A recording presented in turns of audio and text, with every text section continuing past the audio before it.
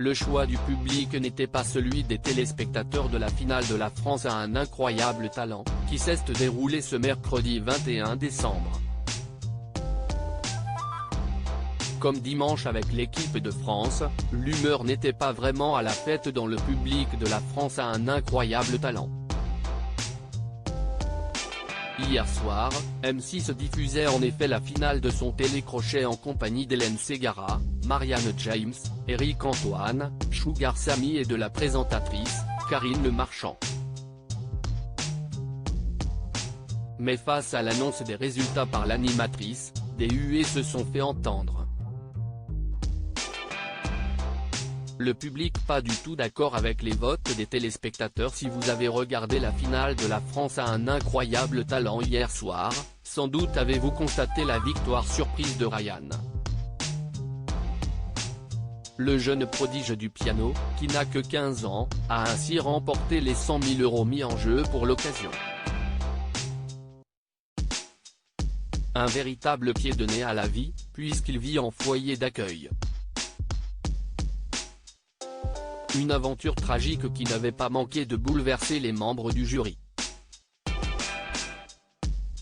Mais si est un autre événement qui a néanmoins fait réagir, non pas les téléspectateurs, mais le public dans les gradins, l'élimination de plusieurs talents très appréciés.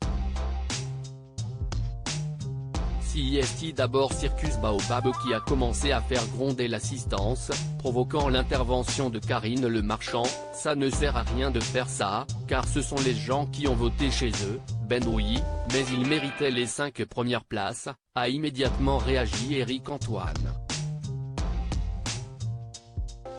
Ce dernier a également vivement critiqué le choix d'éliminer Oscar et Tiffany Gonzalez pris par les téléspectateurs. Là, franchement, si est-il boule.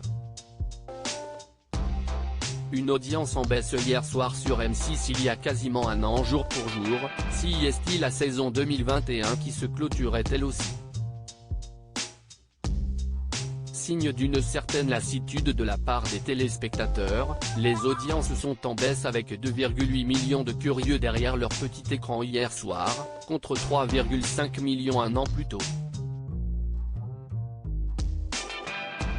Mais M6 peut se targuer de conserver une part de marché solide sur les différentes cibles, notamment les célèbres ménagères de moins de 50 ans, toujours à plus de 20%.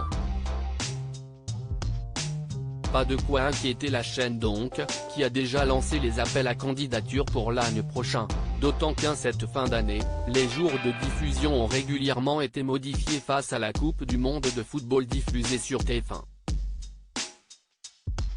À lire aussi ça a été trop loin, Éric Antoine évoque certaines séquences pas diffusées à la télé à cause de numéros osés dans la France à un incroyable talent.